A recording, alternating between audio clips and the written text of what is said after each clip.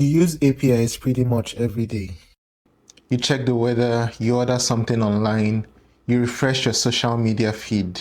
You click on something and somehow information appears on your screen. But what actually happened between that click and the information appearing? Let's take one of those interactions, slow everything down, and see what's actually happening behind the scenes. Because once you understand that journey, REST APIs become a lot less mysterious. Let's start with API. API stands for Application Programming Interface. At a high level, an API provides an interface through which one piece of software can interact with another. A common analogy is a restaurant. It's not perfect, but it gives us a useful starting point. Imagine you're the customer. You want something from the kitchen, but you don't need to know how the kitchen works internally. You make a request through the waiter. The kitchen handles that request, and eventually something comes back to you. A response. That's our first mental model. A client needs something from another system, and the API provides an interface for that interaction. But now we need to separate a few terms that are often used together: HTTP, REST, and JSON. They are related, but they are not the same thing. HTTP stands for Hypertext Transfer Protocol. It's an application layer protocol used for communication between clients and servers on the web. It gives us concepts like requests, responses, methods, headers, and status codes. REST stands for Representational State Transfer. REST is not a protocol. It's an architectural style for distributed systems described by Roy Fielding, and JSON stands for JavaScript Object Notation. It's a text-based data interchange format commonly used to exchange data. So, a REST API can use HTTP for communication and JSON to represent data. Three different concepts. Now let's see them working together. Imagine we've built an online store. You click on product number 42. Our front end needs information about that product. Its name, its price, maybe whether it's in stock. So the client needs to communicate with our server. The client might send an HTTP request like this: get/API/product/42. Let's break that down. First, get. Get is the HTTP method. In this case, we are asking to retrieve a representation of a resource. Then we have the request target, /API/product/42. Here, we are targeting product 42 throughout our API. And then we have headers. Headers carry metadata about the requests. For example, a header like accept application/JSON tells the server that our clients can accept JSON in the response. So the server doesn't literally receive, "Hey, can I have the keyboard?" It receives an HTTP request with a defined structure and semantics. Now let's follow it. The request travels across the network and eventually reaches our application. And there's more happening inside that server than simply API talks to database. So let's use that to understand the journey. In an ASP.NET Core application, the request travels through a middleware pipeline.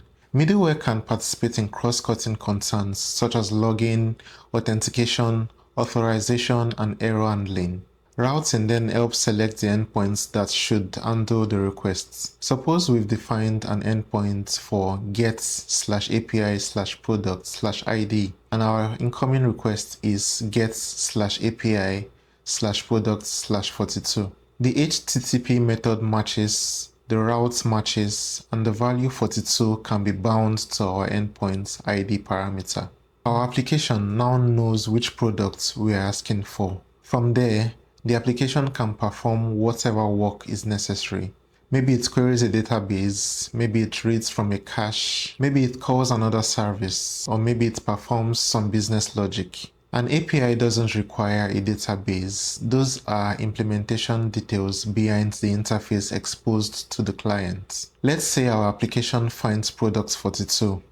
The server now needs to send a representation of that product back to the client. Maybe our application has data containing an ID of 42, the name keyboard, and a price of $99.99. That data can be serialized into JSON, and serialization is the process of converting data into a format suitable for storage or transmission. So our JSON might contain the product ID, name and price. Now the server can construct an HTTP response. That response might begin with 200, which signifies OK. That status tells the client that the request succeeded. We might also have a header such as content type application/JSON. That tells the client the media type of the response content. And finally, the response body contains our JSON representation. That response travels back to the client and the front end can use the data to display the product. And that is one complete HTTP request response cycle. But here's an important detail. Everything we just saw doesn't automatically make an API RESTful. So what does REST actually add? REST stands for Representational State Transfer, like we explained before. It's an architectural style defined through a set of constraints. Those constraints include client-server separation, statelessness, cacheability, a uniform interface, a layered system, and optionally code on demand. We don't need to unpack every constraint to understand the API we are looking at, but a couple of ideas are particularly useful here. First, resources and representations. REST is resource-oriented. Our product is a resource, and the JSON sent back to our client is a representation of the state of that resource. The resource itself and its representation aren't the same thing, and REST doesn't require JSON. JSON is simply a very common representation format for web APIs. Resources also need identifiers. That's where you hear terms like URI or URL. URI stands for Uniform Resource Identifier. It's the broader concept of identifying a resource. URL, on the other hand, stands for Uniform Resource Locator. A URL is a type of URI that identifies a resource through its location and access mechanism. Now take something like https:/api.druidty.com/products/42. HTTPS is the scheme, api.druidty.com is the host, and /products/42 is the path. Now we can combine resource identifiers with HTTP methods to express what we want to do. Get retrieves a representation of a resource. Now post submits data to be processed according to the target resource's semantics. Creating a new resource is one common use. Put can create or replace the state of the resource at the target URI. Patch is used to apply partial modifications, and delete request removal of the target resource association.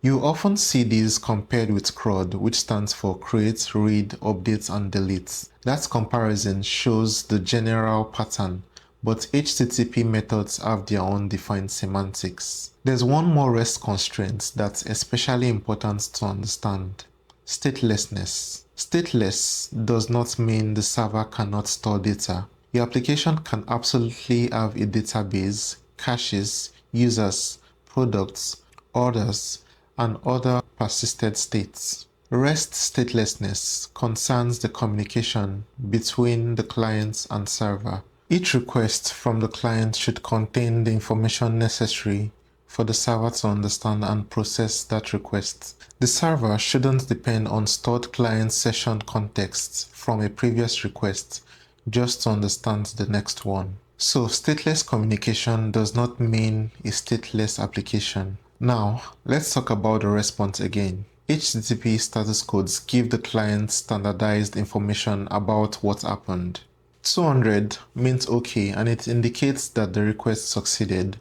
201 means created and it indicates that a resource was created. 400 means bad request and it indicates a problem with the client's requests. 401 unauthorized means valid authentication credentials are required. 403 forbidden means the server understood the request but refuses to authorize it.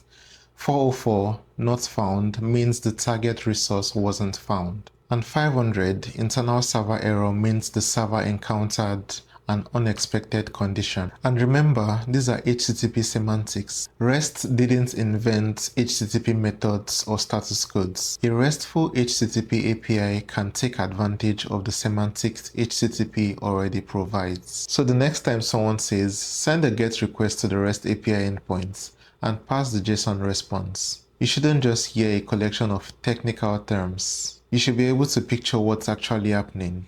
But there's one important question we haven't answered. How does the server know who you are? And even after it knows who you are, how does it decide what you're allowed to do?